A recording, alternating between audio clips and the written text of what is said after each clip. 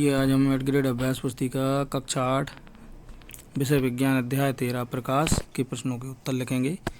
तो हम देखते हैं पहला प्रश्न क्या है। ये देखिए, प्रश्न क्रमांक 1 सही विकल्प के आगे सही का निशान लगाइए। पहले का पहला है, यदि आप दाहिने हाथ में पेन पकड़कर शीशे के सामने खड़े हो तो छवि में पेन बाएं हाथ में होगा। इस परिघटना को कहते हैं सी। उत्तर है इसका पार्श्व परिवर्तन। सी वाले विकल्प पर सही का चिन्ह लगा लें। दूसरा है, समतल दर्पण के द्वारा निर्मित प्रतिबिंब है। इसका बी है उत्तर सही, आभासी दर्पण के पीछे और वस्तु के समान आकार का। तीसरा है, किसी भी व्यक्ति के नेत्र को नेत्र का कौन सा भाग विशिष्ट रंग प्रदान करता है। इसका सही उत्तर है सी, परितारिका। सी वाले विकल्प पर सही का चिन्ह लगा लें। चौथा है, किसी कोण पर झुके दो दर्पण कितने प्रतिबिंब बना सकते हैं। सही उत्तर है सी, अनेक। पांचवा है, ये देखिए, इस चित्र को ध्यान से देखिए 4, उपरोक्त में कौन सा चित्र कथन की पुष्टि करता है। आपतन कोण सदैव परावर्तन कोण के बराबर होता है। तो इसका सही उत्तर है डी, चित्रदा। तो डी वाले विकल्प पर सही का चिन्ह लगा लें। अब हम प्रश्न क्रमांक 2 पे आते हैं। नीचे दिए गए शब्दों का चयन कर रिक्त स्थानों की पूर्ति कीजिए। ये कोष्टक में कुछ शब्द दिए हैं, इनका उपयोग करके हमें रिक्त स्थान भरना है। पहला देखेंगे हम, परावर्तन के नियम अनुसार यदि आपतन कोण का मान 60 डिग्री है तो परावर्तन कोण का मान 60 डिग्री होगा। इसमें 60 डिग्री भर लें पहले में। दूसरा है, समान दृष्टि वाले एक युवा वयस्क के लिए दृष्टि की न्यूनतम दूरी 25 सेंटीमीटर है। इसमें 25 सेंटीमीटर भर लें दूसरे में। तीसरा है, जब आप मंद प्रकाश में देखते हैं तो पुतली का आकार बड़ा हो जाता है। बड़ा भर लें तीसरे में। चौथा है, ब्रेल लिपि पद्धति का उपयोग चाक्षुष विकृत युक्त व्यक्ति के लिए किया जाता है। चौथे में चाक्षुष विकृत भर लें। पांचवा है, परावर्तन के नियमानुसार आपतन कोण सदैव परावर्तन कोण के बराबर होता है। पांचवें परावर्तन भर लें। अब अति लघुत्तरीय प्रश्न है। प्रश्न क्रमांक 3 है, पार्श्व परावर्तन क्या है। इसका उत्तर हम लिखते हैं। देखिए, प्रश्न क्रमांक 3 का पार्श्व परावर्तन क्या है। उत्तर है, प्रतिबिंब में वस्तु की दिशा परिवर्तन को पार्श्व परावर्तन कहते हैं, जिससे वस्तु का प्रतिबिंब स्पष्ट रूप से दिखाई देता है। अब हम प्रश्न क्रमांक 4 देखेंगे। कोई आपसे एक दूसरे के समानांतर रखे गए दो दर्पणों द्वारा बनने वाली छवियों की संख्या गिनने के लिए कहता है। क्या आप ऐसा कर सकते हैं। कारण लिखिए। उत्तर, दो समानांतर दर्पणों पर बनने वाली संख्या की गणना कठिन है, क्योंकि इसमें प्रतिबिंब की एक अनंत संख्या होती है।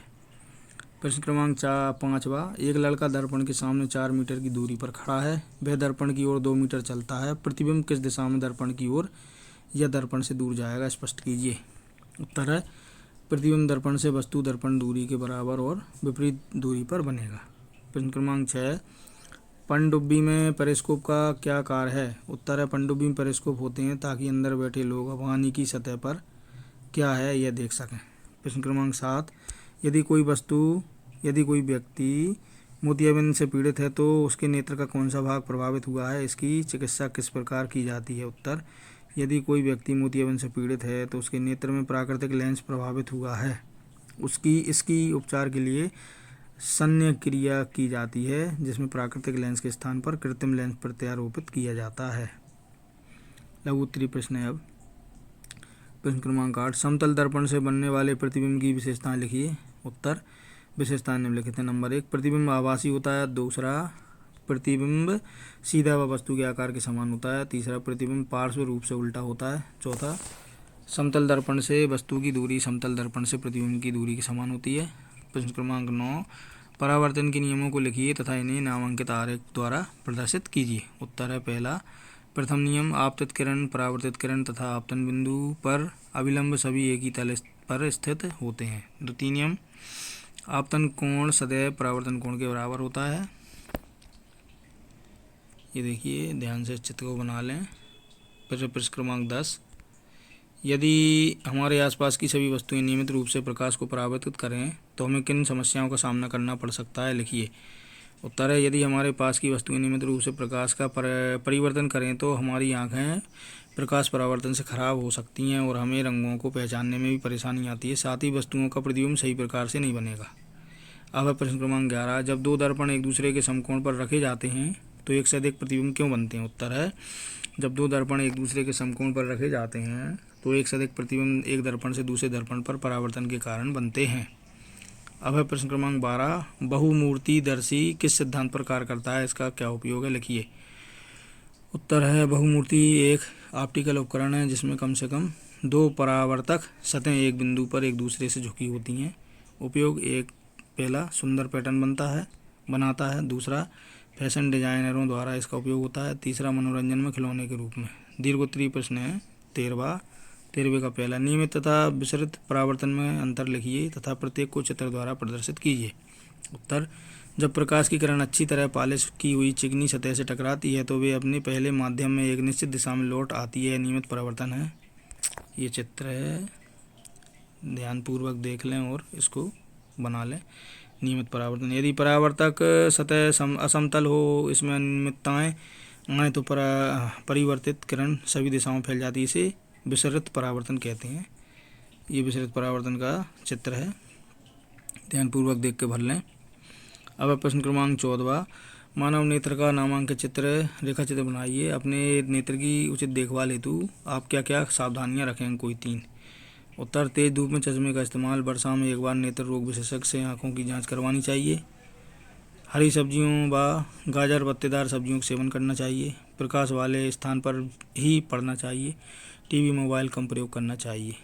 और ये नेत्र का चित्र है। प्रश्न क्रमांक 15 का आ, निशाचर पक्षियों उल्लुओं के नेत्रों में कार्निया तथा पुतली का आकार बड़ा होता है। यह संरचना उन्हें किस प्रकार सहायता करती है। उत्तर है, यह संरचना उन्हें उनकी दृष्टि के क्षेत्र में वृद्धि करने और रेटिना की सतह बढ़ाने में मदद करती है और उन्हें रात में अधिक परावर्तित प्रकाश देखने में मदद करती है, जिससे वह रात्रि में भी अपने मार्ग का निर्धारण करते हैं। इस प्रकार रात्रि में देखना उनके लिए सुलभ होता है। मानव नेत्र में कौन सा लेंस होता है, इसमें वस्तु का प्रतिबिंब कहाँ बनता है। उत्तर, मानव नेत्र में उत्तल लेंस होता है। मानव नेत्र में वस्तु का प्रतिबिंब रेटिना पर वास्तविक तथा अन्य बनता है। प्रोजेक्ट कार 1, अपने आस पड़ोस के 5 बच्चों का सर्वेक्षण कीजिए तथा ज्ञात कीजिए कि 12 वर्ष से कम आयु के कितने बच्चे किसी दृष्टि दोष से ग्रसित हैं। ये देखिए, ये उत्तर है। इस सारणी को बना लें, तालिका को। अगला प्रश्न है इसी का पहला, किसी विटामिन की कमी से दृष्टि दोष होता है। विटामिन ए, जो कि रेटिनॉल के नाम से जाना जाता है, बच्चों वयस्कों में दृष्टि दोष के लिए कारक होता है। इसकी कमी से रतौंधी नामक रोग होता है। दूसरा, आँखों को स्वस्थ बनाए रखने के लिए हमारा आहार किस प्रकार का होना चाहिए। उत्तर है, आँखों को स्वस्थ बनाए रखने के लिए हमें हरी सब्जियां, मांस, अंडे, दूध व अंकुरित अनाजों का सेवन करना चाहिए। तीसरा, आँखों की सुरक्षा के लिए क्या क्या सावधानियां रखनी चाहिए। उत्तर, आँखों की सुरक्षा हेतु हमें अत्यधिक तेज प्रकाश से बचना चाहिए। सुबह उठकर स्वच्छ ठंडे पानी से आँखों को साफ करना चाहिए। प्रोजेक्ट कार दूसरा, सूर्य के प्रकाश को श्वेत प्रकाश के रूप में जाना जाता है। सूर्य के प्रकाश में अनेक रंग होते हैं। यह दर्शाने के लिए कोई क्रियाकलाप करिए तथा किए गए क्रियान्वयन को अपने शब्दों में चित्र का प्रदर्शन करते हुए लिखिए। उत्तर है, सूर्य के प्रकाश में अनेक रंग होते हैं, जिसमें बैंगनी, जामुनी, नीला, हरा, पीला, नारंगी और लाल 7 प्रमुख रंगों में सूर्य प्रकाश का विवर्तन होता है। ये इसका चित्र है सूर्य प्रकाश का। इसको ध्यानपूर्वक देख के चित्र को बना लें। इसी के साथ हमारा अध्याय 13 यहाँ पर समाप्त होता है। यदि आपको हमारा ये वीडियो अच्छा लगा तो वीडियो को लाइक करें और कमेंट सेक्शन में जाकर आप अपने महत्वपूर्ण सुझाव में ज़रूर दें। इसी प्रकार के और अधिक वीडियो यदि आप देखना चाहते हैं तो हमारे चैनल को सब्सक्राइब ज़रूर करें, बेल आइकन को प्रेस करें ताकि आगे आने वाले वीडियो के नोटिफिकेशन आपको सही समय पर मिलते रहें। धन्यवाद।